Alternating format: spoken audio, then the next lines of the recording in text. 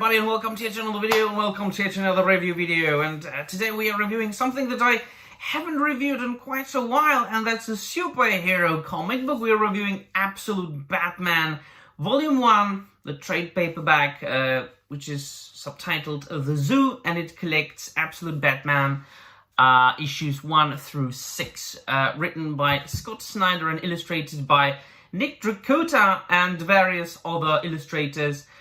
I haven't remembered how many of them did illustrations for this comic, but I think that at least 1 or 2 were illustrated by someone else, like a fill-in issue or something.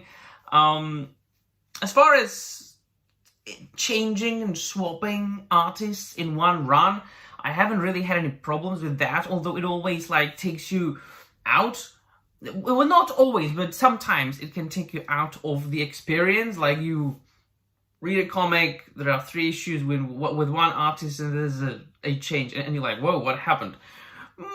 I haven't really mind. Never really did. So, I did read it because I have read and heard a lot of positive reviews. And I have to say that for the last year, I have been suffering from a little bit of a superhero fatigue. Now, I have read my share of superhero comics in my entire life now. I can distinctly remember, I was 4 years old, or 6 actually. I was 6 when my mom bought me my first superhero comics. It was 2. It was Batman. It was the Gotham by Midnight. I can remember that because it had a cover by Mike Mignola. And then it was Peter Parker Spider-Man issue 7, if I'm not wrong, illustrated by John Romita Jr. So, because you can always remember the art when you're a kid. Mostly you remember the comic thanks to the art. And so I've heard that it was good, and I've finally got into it, and I've read the first trade paperback, and I've enjoyed it thoroughly, very much. Now, the problem or the advantage with superhero comic books is this. There's so many versions already. Throughout the entire existence of those characters, there have been so many authors, writers, and artists working on those characters that everybody, literally everybody in the world can find their own favorite version, their own favorite story, or even the entire run, like whatever it is, 52, 54 issues and more. I remember New 52, right? Came out in about, 2010, 2012. I was following all the titles, all the bloody titles, and I did enjoy that. I did enjoy Scott Snyder's and Greg Capullo's Batman for what it was. When Rebirth came, I didn't enjoy DC Comics Rebirth at all, absolutely. There isn't a single title that I liked, and actually it was Tom King's run on Batman that made me stop reading superhero comic books for the longest time. But now they are getting better again, thank gods, because I know might not be the biggest superhero fan, but I like reading a good superhero comic book as much as the next guy. And to be honest, as far as proper superhero, not talking about anti-heroes, which is my favorite comic book character type, like Lobo or Hellboy, Batman has always been my favorite. I've always been into Batman. So the Absolute Batman is basically another version of Batman. It's not a revamp or a rehash or a reboot. It's just an Elseworlds story, I'd say.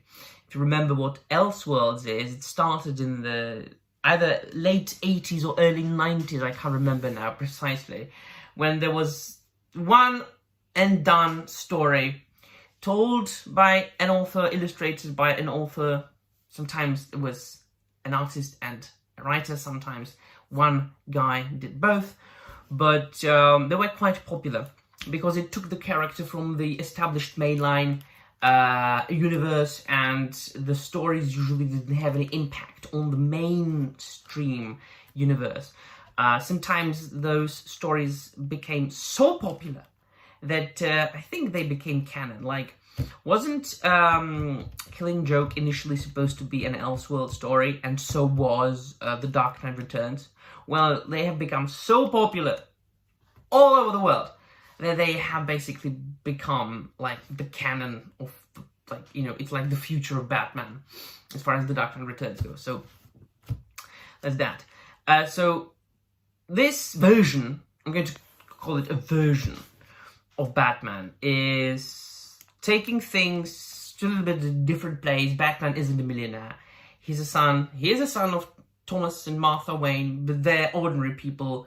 Thomas Wayne is a teacher, and it's not both of his parents who die, but it's just his father. He's killed by Joe Chill in a zoo, where after young Bruce wins an award so that his entire class can go to the zoo because he participated in like a competition which goes throughout the entire 6 issues run story. I mean, and he was like working on a project, building a bridge, and he's inspired by a bat, and he builds like an origami bat, and he makes up a bridge that can be transported from one place to another, and it's not just set in one place, and that people can use it for good, for offense and defense. And it's all very, it is established very early on that Bruce is not a rich guy, but he's a genius guy. And he's everything that Batman is and has always been, except for the inheritance that he had from his parents. But still, through thanks to his genius, his ingenuity, and but basically thanks to him being Batman, but for the money, he is able to establish like a grid of bat caves throughout the entire Gotham. So as a young kid, yes, he goes and trains and learns and studies all those things that Batman has always known, the greatest detective, the mathematician, you know, chemistry, physics, thousands of different martial arts. But he uses this knowledge and those skills to like work his way in the veins of Gotham. So he works in construction for some time, then he works in sewage for some time, and then he works as an electrician all over Gotham for some time. And because he works at the constructions, he knows all the buildings, and that rich companies and rich people, they own like the highest places in all the skyscrapers, but they are vacant, they don't use it, so he establishes a grid of bat caves there. Alfred Pennyworth is also a very much different character. They meet when Batman's already like 25-year-old or something like that, adult. He's not his butler. He's like a secret agent who's been tasked to come back to Gotham and deal with a situation around a crime gang that has been committing crimes there for some time, and that's how they meet. And the crime gang is being led by, and I'm not going to spoil much, but I think that after I described what the main guy, the bad guy, looks like, you will know. At least people who know Batman. It's established from the very beginning, and it even had been shown in some of the previews before the first issue came out. It's a guy in a black mask.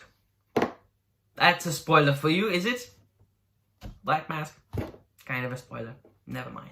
It's fine. They also redid the design of Batman. He is very buffed. He is very Tran. He's Tran man, like Trenbolone, the steroid. He's Trenbolone man. He's like, oh, wow, and he is very brutal. He is brutal. It's obviously, you know, there's a great deal of suspension of disbelief when you're reading this comic book as far as, yeah, so he killed these people, but they didn't die. He absolutely demolishes humans and the criminals. I like the fact that they made his suit into an armory of its own. Once again, it's a little bit more believable. People didn't like that, but people don't like anything these days, it seems to me. Well, there are some people, the usual suspects, but if you look at it, like not normies, but normal people who are not influencers, they have enjoyed this run a lot. But some of those crapfluencers, they had a problem with, firstly, Batman being buffed, having spikes on his armor. Fucking Batman has spikes on his armor. It looks cool, shut the fuck up. And his, like, bat symbol, this, like, fat bat, people didn't like it. And I'm like, have you read fucking Dark Knight Returns? When that came out, it was the first time a like redesign of the bat symbol was done by Frank Miller, and it was also not the first time the symbol was redesigned, but the first time the bat like was like chunky, fat, overweight bat, and people didn't like it either. I guess fans never like a change. All right. But the fat Batman's symbol that he's got on his chest, well, it's fat for a reason. It's actually an axe head that he can attach like a handle to and pull it out and just slash people. His ears, they can be removed and they are knives. That's awesome. So, and they also really put an emphasis on the bat aspect. Bruce was fascinated by bats when he was a little kid. He studied bats, and the comic book provides you with many little factoids about bats that Bruce learned and used not only for the initial like school project he did, but also in his costume. So you know that bats, like, when they walk on ground, so they use like, you know, those little thumbs. And so he devises this sort of like long, spiky things that he can grab and smash people with and even walk on like a bat. Very good. Very good. It's very imaginative. Scott Snyder, once again, I have to say, you're a good author. He's got the power of imagination. Like, people don't like, sometimes people don't like Scott Snyder's writing because they say, oh, he's overthinking things. Yes, I mean, he's got imagination. He likes to think of crazy shit. You know, apparently he's very excited about the comic book medium. And I say it's good. I've never had any problems with Scott Snyder's writing. I don't care what he says on the internet. I don't say what he I don't care what he posts. I don't care what kind of person he is. Am I his friend? No. Do I want to go grab a beer with him? No. I read his comics and I want them to be good. And they are.